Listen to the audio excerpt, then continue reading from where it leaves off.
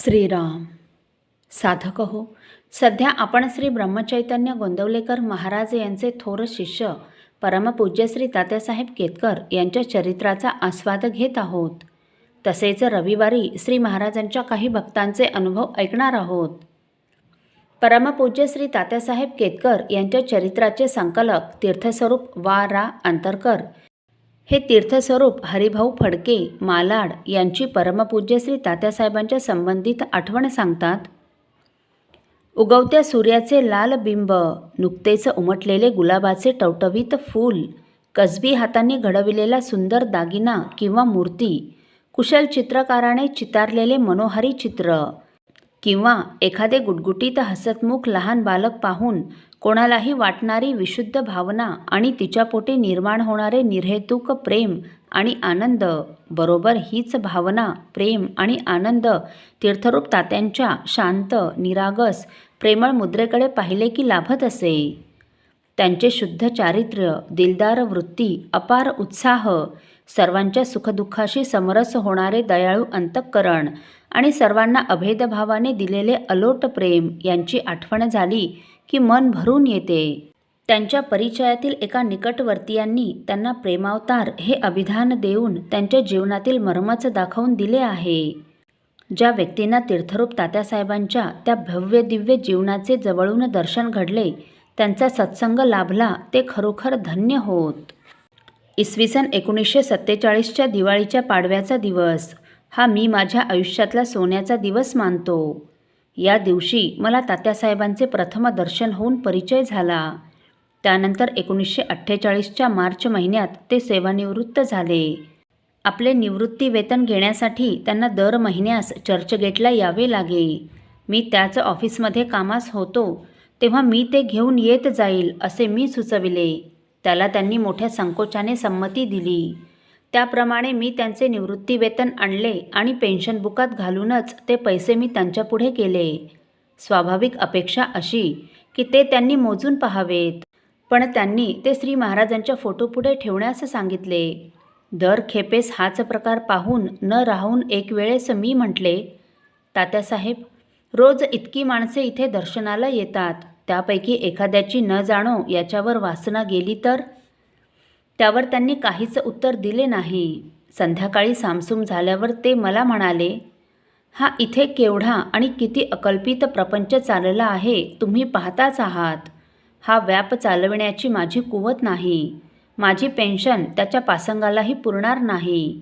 म्हणजे हा सर्व गाडा महाराजच चालवतायत, मग या निवृत्ती वेतनावर तरी माझा काय हक्क? जे येते ते त्यांच्याच चरणी अर्पण करून स्वस्थ राहणे एवढेच आपल्या हाती आहे. ते केले की आपले कर्तव्य झाले. हे उत्तर ऐकून मनात आले की ही कृती म्हणजेच मानावा राम सर्वथा करता या तत्वाचे प्रत्यक्ष आचरण होय. सन 1954-55ची गोष्ट आहे. श्री महाराजांच्या पुण्यतिथी उत्सवासाठी गोंदवल्यास गेलो होतो. थंडी कडाक्याची होती. श्री तात्यासाहेबांच्याच खोलीत झोपायला जागा मिळावी असा बहुतेकांचा प्रयत्न असे. मीही त्याला अपवाद नव्हतो. दिवसभर आणि रात्री 9-10 वाजेपर्यंत श्रींच्या सेवेत वेळ कसा जाई ते कळतही नसे. पहिल्या दिवशी रात्री झोपायला खोलीवर आलो. खोली गच्च भरलेली, पाऊल ठेवायलाही जागा दिसेना. बाहेर झोपावे तर मनस्वी थंडी. अंथरूण पांघरूणही बेताचेच आणलेले. अखेर नाईलाज म्हणून समोरच असलेल्या तुळशी वृंदावनापाशी पडलो. पांघरूण अपुरे असल्याकारणाने धड झोपही लागेना.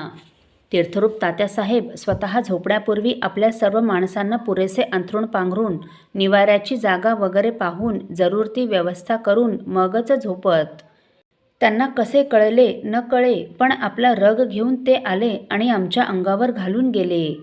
आम्हाला पहाटे जाग आल्यावर पाहिले तो अंगावर तीर्थरूप तात्यांचा रग. नंतर खोलीत जाऊन पाहतो तो एक पातळशी शाल पांघरून ते ध्यानस्थ बसलेले. मी तो रग मुकाट्याने त्यांच्या पायाशी ठेवून डोके टेकले तेव्हा त्यांनी डोळे उघडून पाहिले. माझ्या तोंडून शब्द फुटेना. ते अगदी सहजपणे म्हणाले, खोलीपेक्षा बाहेर उघड्यावर थंडी जास्त म्हणून कोणीतरी घातले असेल पांघरूण. या उद्गारांनी माझे भानच हरपले. स्वतःचे हाल करून दुसऱ्याची सोय करायची हे तीर्थरूप तात्यांच्या रूपाने वावरणारे श्री एकनाथ महाराजच करू जाणे. किती हा अद्वैत भाव. असो. एकदा तीर्थरूप तात्यांच्या बरोबर चर्चगेट ते मालाड लोकलने प्रवास करण्याचा योग आला. त्यांचा प्रवास सुखकर व्हावा म्हणून त्यांचे चिरंजीव दिनकरराव यांनी दोघांच्या फर्स्ट क्लासच्या तिकिटांचे पैसे माझ्याजवळ देऊन ठेवून तिसऱ्या वर्गाने त्यांना आणू नये असे बजावले होते. म्हणून मी पहिल्या वर्गाच्या तिकीट खिडकीसमोर रांगेत उभा राहिलो. हे पाहताच तीर्थरूप तात्यासाहेबांनी लगबगीने थर्ड क्लासच्या खिडकीपाशी जाऊन थर्ड क्लासचे एक तिकीट स्वतःसाठी काढले. माझा नेहमीचा थर्डचा पास होता हे त्यांना माहीत होते आणि मला रांगेतून बाहेर काढून म्हणाले, मी तिकीट काढले आहे. आम्ही बोलत बोलत गाडीपाशी आलो. तात्या तत्परतेने थर्डच्या डब्यात चढले आणि हात धरून जवळजवळ ओढूनच मलाही आत घेतले.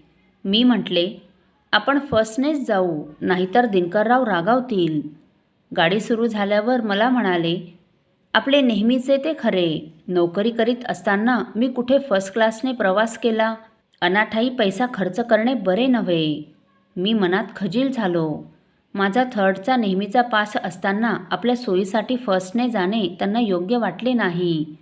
केवढी ही त्यांची सहृदयता आणि अंतःकरणाची विशालता. असो.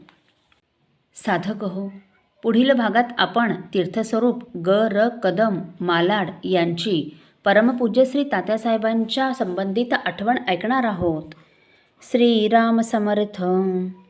आपल्यातील कोणा श्रींच्या भक्तांना श्रींचे काही अनुभव आले असतील तर कृपया आपण मला ते 9422843253 अथवा सुनील दादांच्या 9892608401 या व्हॉट्सअप नंबरवर कळवावेत अशी नम्र विनंती.